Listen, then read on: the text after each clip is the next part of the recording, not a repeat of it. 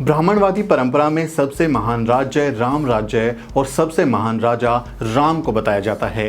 लेकिन इस राम राज्य में लोगों का मूल कर्तव्य वर्ण व्यवस्था का पालन करना था, यानी शूद्र और अति शूद्र द्विजों की सेवा करेंगे और स्त्रियां पुरुषों की सेवा करेंगी। यदि कोई इसका उल्लंघन करता तो स्वयं राजा राम अपने हाथों से उसकी हत्या कर देते थे।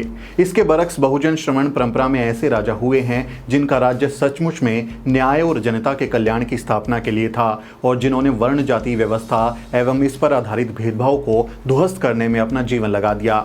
ऐसे ही एक राजा हैं शाहू जी महाराज। वे एक ऐसे राजा थे जिन्होंने ज्योतिराव फूले और माता सावित्रीबाई फूले के सपनों को साकार कर दिया। जय भीम साथियों, मैं हूं सुमित चौहान और आप देख रहे हैं the news week. Chhatrapati Shahu ji Maharaj पर यह स्पेशल वीडियो फॉरवर्ड प्रेस के लिए लिखे गए सिद्धार्थ जी के लेख पर आधारित है और उसके लिए हम उनका शुक्रिया अदा करते हैं। 26 जून 1874 को जन्मे शाहू जी महाराज 2 जुलाई 1894 में कोल्हापुर के राजा बने थे। राजा बनते ही उन्होंने राज्य और समाज पर ब्राह्मणों के वर्चस्व को तोड़ने की शुरुआत कर दी। 26 जुलाई 1902 को भारतीय इतिहास में उन्होंने वो काम कर दिखाया जिसकी किसी ने कल्पना भी नहीं की थी। शाहू जी महाराज ने चित्पावन ब्राह्मणों के प्रबल विरोध के मध्य 26 जुलाई को अपने राज्य कोल्हापुर की शिक्षा तथा सरकारी नौकरियों में दलितों पिछड़ों के लिए 50% आरक्षण लागू कर दिया। यह आधुनिक भारत में जाति के आधार पर मिल रहा पहला आरक्षण था। इस कारण शाहू जी आधुनिक आरक्षण के जनक कहलाए जाते हैं। आगे चलकर बाबा साहब डॉक्टर अंबेडकर ने शाहू जी द्वारा लागू किए गए आरक्षण का ही विस्तार भारतीय संविधान में किया। संविधान में दलितों के लिए आरक्षण तो लागू हो गया, लेकिन ओबीसी जातियों के लिए आरक्षण भविष्य पर छोड़ दिया गया, जबकि शाहू जी ने अपने राज्य में पिछड़ों और दलितों को दोनों के लिए आरक्षण लागू किया था। भारत में पिछड़े या ओबीसी जातियों को आरक्षण आज़ादी के करीब 45 सालों बाद 16 नवंबर 1992 को मिला, यानी शाहू जी द्वारा आरक्षण लागू करने के 90 साल बाद। 1894 में जब शाहू जी महाराज राजा बने थे, उस समय कोल्हापुर राज्य के ज्यादातर पदों पर चित्पावन ब्राह्मणों का कब्जा था।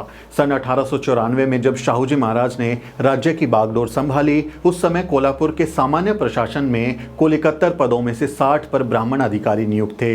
इस प्रकार लिपिक के 500 पदों में से मात्र 10 पर गैर ब्राह्मण थे। शाहू जी महाराज द्वारा पिछड़ी जातियों को 50% आरक्षण उपलब्ध कराने के कारण 1912 में 95 पदों में से ब्राह्मण अधिकारियों की संख्या अब 35 रह गई थी।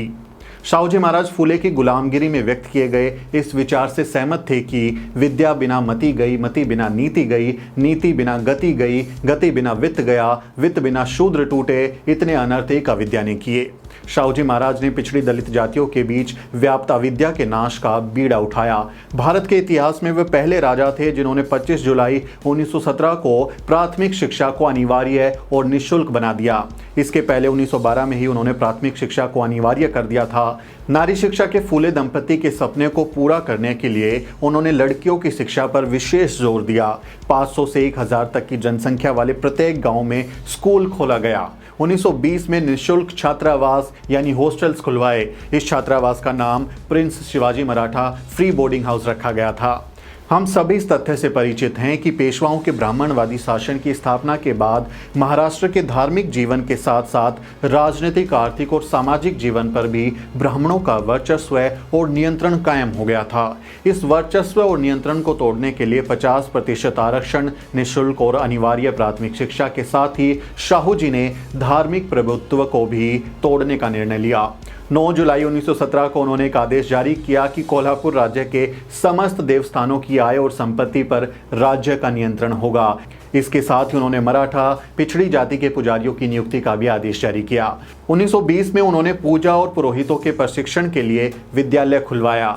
डॉक्टर अंबेडकर के हिंदू कोड बिल से तो हम सभी परिचित हैं, लेकिन 11 नवंबर 1920 को ही शाहू जी महाराज ने भी एक हिंदू कोड बिल पास किया था। ये शायद ही किसी को पता है। इस बिल के माध्यम से उन्होंने संपत्ति के उत्तराधिकार के संदर्भ में मिताक्षरा न्याय सिद्धांत को समाप्त कर दिया था। मिताक्षरा याज्ञवल्क्य स्मृति पर विज्ञानेश्वर की टीका है और इसकी मूल बात यह है कि स्त्री को संपत्ति उत्तराधिकार में नहीं मिल सकती। इस पर तरह तरह की शर्तें और प्रतिबंध लगाए गए थे। उन्होंने गांवों में पुरोहितों और पुजारियों की प्रणाली को समाप्त कर दिया। अछूतों दलितों को समाज में बराबरी का हक दिलाने और उनकी स्थिति में सुधार के लिए शाहू जी ने बहुत सारे विशेष कदम उठाए। 1919 से पहले अछूत कहे जाने वाले समाज के किसी भी सदस्य का इलाज किसी अस्पताल में नहीं हो सकता था। 1919 में शाहू जी ने एक आदेश जारी किया जिसके मुताबिक अछूत समाज का कोई भी व्यक्ति अस्पताल जाकर सम्मान पूर्वक इलाज करा सकता है। इसके अलावा उन्होंने 1919 में ही यह आदेश भी जारी किया कि प्राइमरी स्कूल, हाई स्कूल और कॉलेजों में जाति के आधार पर छात्रों के साथ कोई भी भेदभाव ना किया जाए। उन्होंने दलितों को नौकरियों में जगह देने के साथ ही इस बात का आदेश दिया कि सरकारी विभागों में कार्य कर रहे दलित जाति के कर्मचारियों के साथ समानता और शालीनता का बर्ताव किया जाए।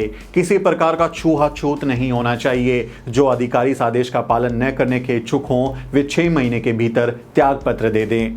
दलितों की दशा में बदलाव लाने के लिए उन्होंने ऐसी विशेष प्रथाओं का अंत किया जो युगांतकारी साबित हुई।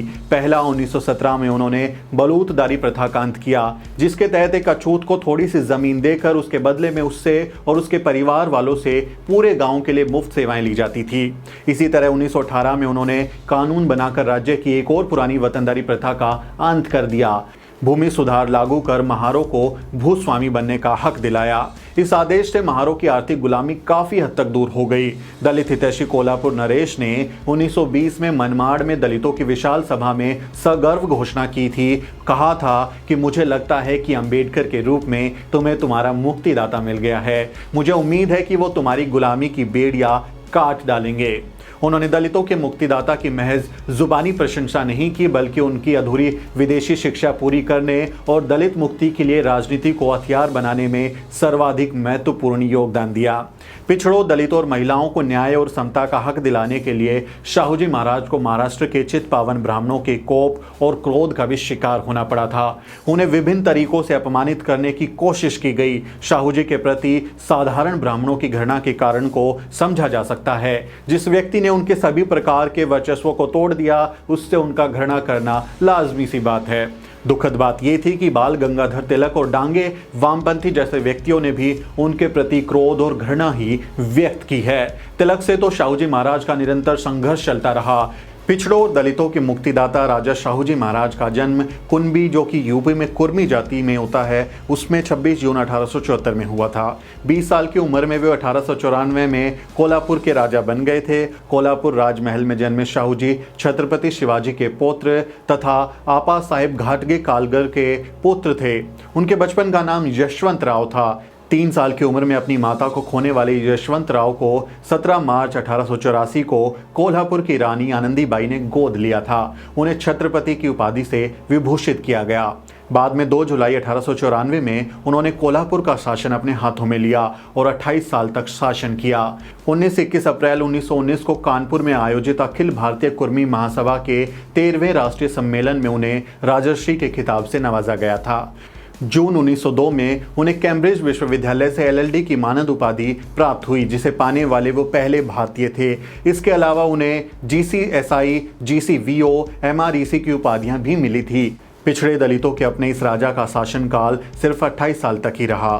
मात्र 48 वर्ष की उम्र में 6 मई 1922 को उनका देहांत हो गया। लेकिन जो मशाल उन्होंने फूले से प्रेरणा लेकर जलाई थी, उसकी रोशनी आज भी कायम है। शाहू जी महाराज बहुजन समाज के महानायक हैं और उनके विचारों की रोशनी हमें हमेशा रास्ता दिखाती रहेगी। अगर आपको ये वीडियो अच्छा लगा हो तो इसे लाइक और शेयर करना ना भूलें और साथ ही हमारे चैनल को भी ज़रूर सब्सक्राइब करें। मेरा नाम सुमित चौहान है और इस वीडियो को बनाने में मेरी मदद कर रही हैं मेरी सहयोगी अजरा परवीन। अगले वीडियो में मिलते हैं साथियों।